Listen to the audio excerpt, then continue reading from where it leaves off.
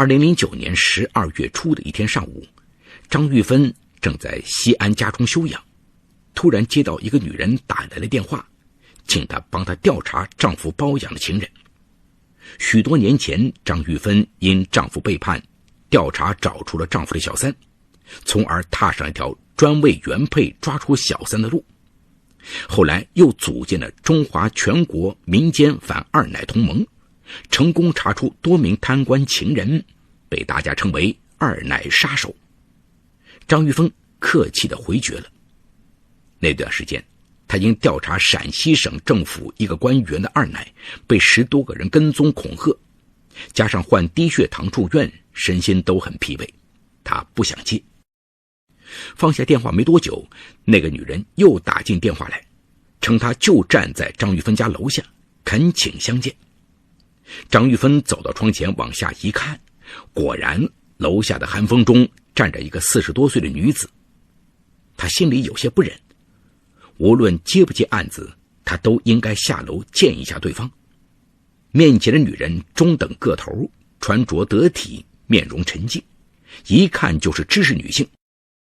对方见到张玉芬，再也控制不住情绪，一把抱住她，激动地说：谢谢你能见我。那个女人自称姓蒋，丈夫总是以工作忙为由，常年不回家。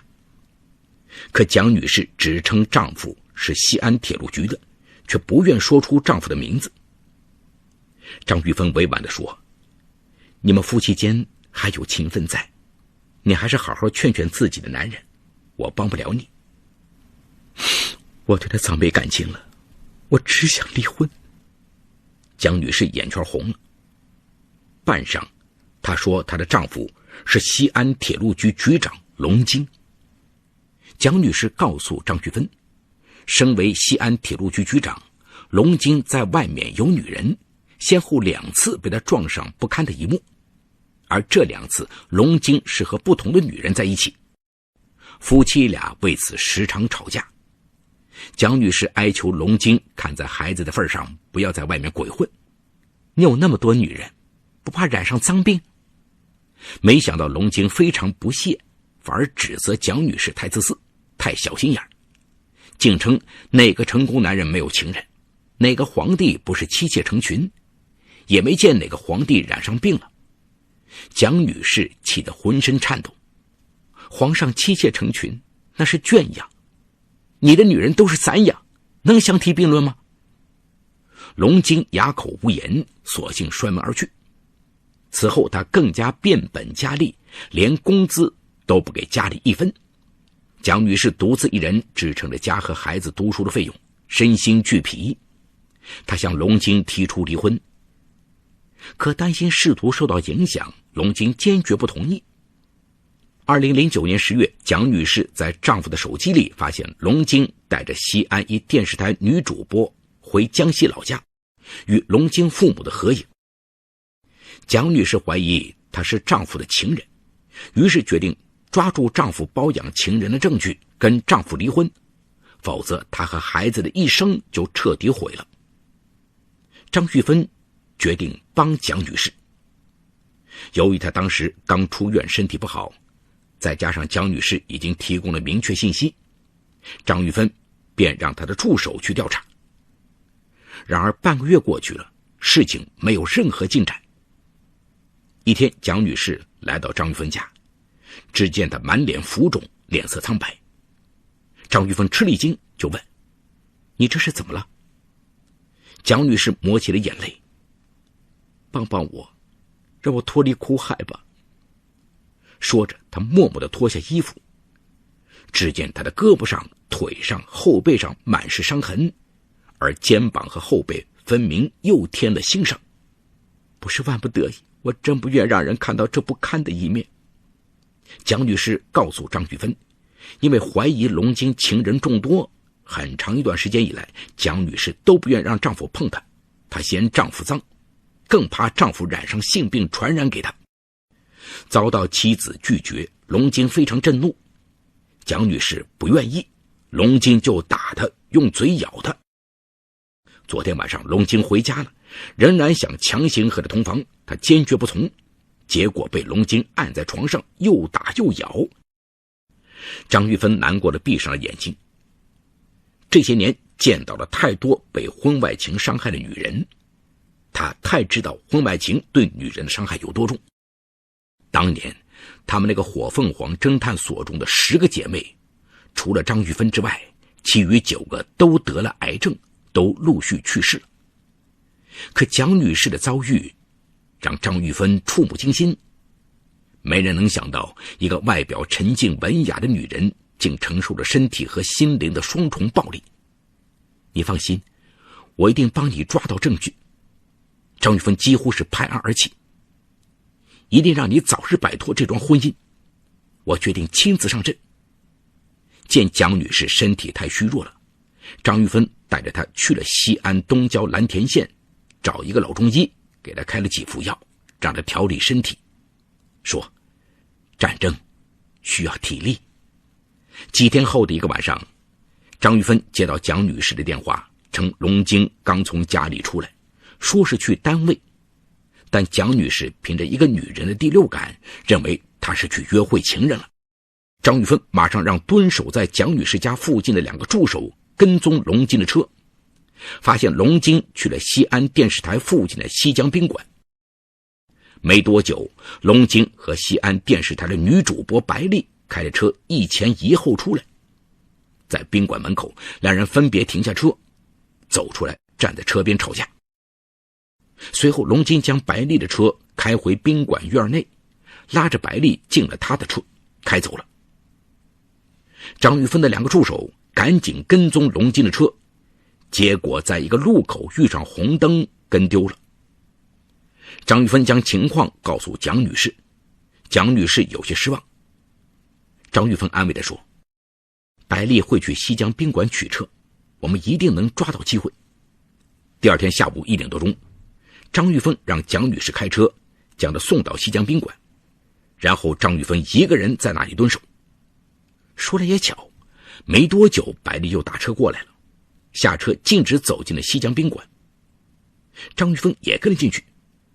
只见白丽发动了一辆白色奔驰轿车，一拐弯开到西安电视台的门口，停在了路边。张玉芬租了一辆黑色轿车，耐心地等待着。晚上9点多钟，白丽出来了，一身白衣白裙，头戴白帽子，坐进了自己白色的车，向西安城外驶去。张玉芬让司机一路紧跟，来到离西安市区50多公里的一个高档小区。白丽开车进去后，张玉芬坐的车被挡在了小区外。张玉芬便下车走进小区，向小区里的保安打听白丽的楼号、房号。小区保安对这个经常在电视上露面的女主播很了解，称她的车子和房子都是一个局长送的。张玉芬不仅弄清了白丽的住处，还知道龙晶经常出入这里。3天后的晚上10点多钟，几经蹲守，确定龙晶在白丽的住所。张玉芬随即打电话通知他的2个助手，陪着蒋女士一起赶了过来。蒋女士犹豫了一会儿，敲开了门。开门的是白丽，只穿了一件黑色的薄毛衣，里面什么也没穿，毛衣拉链也没拉。没等白丽问话，张玉芬几个人一拥而进，只见龙晶连裤子还没提上。现场一阵惊惶，此时的蒋女士反而异常平静。按照张玉芬事先的嘱咐，蒋女士拿走了龙晶的手机，面无表情地说了一句：我们离婚吧，便离开了捉奸现场。在龙晶手机里，张玉凤他们又发现了龙晶与另外16个情妇的情色短信和照片。第2天，在张玉凤的家里，蒋女士将手机调成免提录音，给那16个情妇一一打电话过去。这些女人听说是龙晶的妻子，没有一个认错，态度最好的就是马上挂断电话，一声不吭。有几个女人甚至在电话里还讥讽：你丈夫就是爱我，我也爱他，怎么啦？男人都不爱你了，你还死赖着他干什么？饱受屈辱的蒋女士依然语气平静，彬彬有礼。张玉芬在一边默默地看着脸色苍白的他，心疼不已。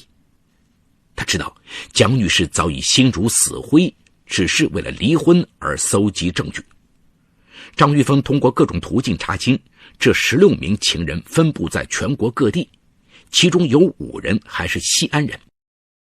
龙晶把这些情人安置在自己出差的不同城市，方便每到一地都有情人相伴，成功地抓住了龙晶和电视台女主播白丽通奸的事实，又找到了龙晶的其他16个情人。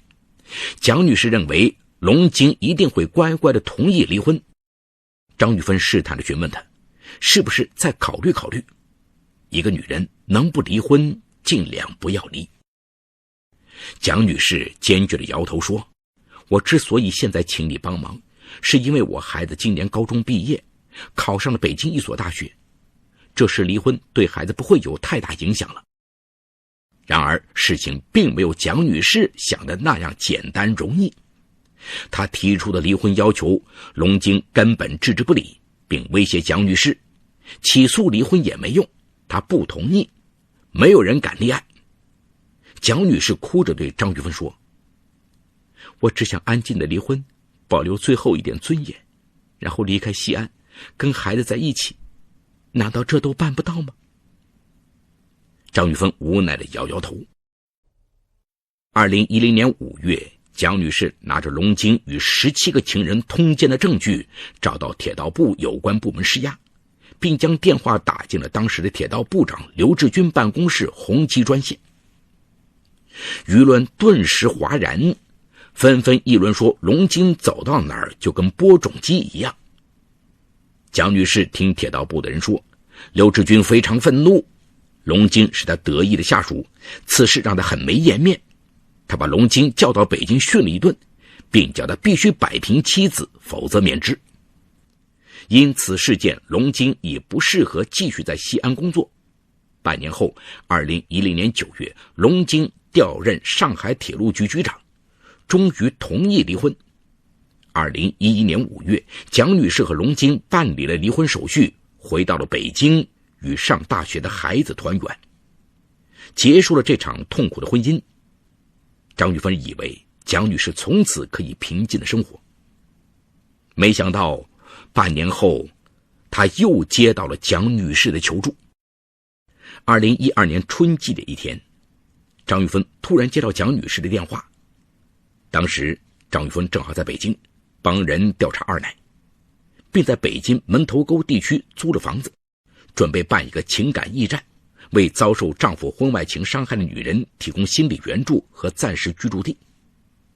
得知张玉芬在北京，蒋女士立刻赶了过来。大半年没见，蒋女士气色特别差，一副魂不守舍的样子。张玉芬一问才知，自从723温州动车事故以来，她和孩子一直遭受着龙晶的骚扰和恐吓。龙晶任上海铁路局局长不到1年。2011年7月23号，上海铁路局下辖的雍温县温州段发生特别重大铁路交通事故。事故发生第2天，龙晶被免职。赋闲在家，龙晶把所有的怨气都发在了前妻蒋女士身上，认为正是蒋女士的捉奸和大闹离婚败坏了她的名声，坏了她的运气，甚至怀疑蒋女士身在北京不停告状，最终毁了她的仕途。他不断地给蒋女士打骚扰电话，威胁她不要搞小动作，否则就找人做了她。一天，蒋女士刚出门就被一个混混模样的壮汉跟踪，跟了一段路程后，那个壮汉突然冲过来，恶狠狠地辱骂她。之后这种跟踪成了常事。后来蒋女士在住处的楼道里也发现跟踪她的人。周日的傍晚，孩子要回学校，蒋女士将孩子送下楼，目送孩子离开后，她转身回家。一个帽子压得很低的中年男人突然挡住了她的路。那是你孩子吧？别再找事儿了，免得连累了孩子。说完便快速离开。蒋女士崩溃了，对着那个男子的背影大喊，我什么也没做，只想安静的生活，你们到底想怎么样？孩子受到威胁，蒋女士受不了了，再次想到了张玉芬。面对蒋女士的境遇，张玉芬也无能为力，只能安慰地说，龙金再混蛋也不会对自己的孩子下手，你别怕。2013年初，蒋女士的孩子突然得了一种奇怪的病，身上的皮大把掉落。蒋女士带着孩子看了许多家医院，也治不好，后来病情恶化，住进了医院。为了救治孩子，蒋女士四处借债，急白了头发。孩子心疼母亲，悄悄给父亲打电话，将自己的病情告诉父亲，希望父亲能拿出一笔钱。此时龙晶正张罗迎娶一个台湾籍的女钢琴家。接到孩子电话后，他随即拨通了蒋女士的手机。你又想坏我的事吗？告诉你，我不会放过你。蒋女士大吃一惊，半晌她才弄清是怎么回事，既愤怒又悲哀。你是父亲，孩子只是希望在最艰难的时候能有一点父亲的温暖。蒋女士越说越气愤，你如此冷血，上天也不会放过你。龙金最终没给孩子一分钱。2014年春天，网上到处散布说龙金要复出任北京铁路局局长。蒋女士也听铁道部的人说将要重新启用龙金，心里不禁涌起一种莫名的恐惧。不久，蒋女士突然接到龙金的电话，称蒋女士散布了太多谣言，威胁蒋女士老实点，否则等她复出，旧账新账一起算。蒋女士非常害怕，找张玉芬商量，龙金一旦再次当官，我和孩子只怕只有死路一条了。生死攸关之际，走投无路的蒋女士决定破釜沉舟，只有彻底把龙金扳倒，才能保证她和孩子的安全。见蒋女士心意已决，张玉芬将当年调查龙金的材料整理一番后，联系了曾曝光雷正富不雅照的记者朱瑞峰，将材料交给他一份的同时，也送了一份到中纪委。记者拿到材料后，便联系采访龙金的情人知情者。龙金得知后暴跳如雷，更加疯狂地恐吓蒋女士。此时张玉芬在门头沟的月亮湾情感驿站已经开办。那段日子，蒋女士不敢待在家里，便带着孩子住在月亮湾。2015年2月，张玉芬、蒋女士的举报引起重视。据悉，龙金涉嫌腐败被调查，情色官员的狂妄，最终为自己掘了坟墓。好，故事说到这儿就告一段落。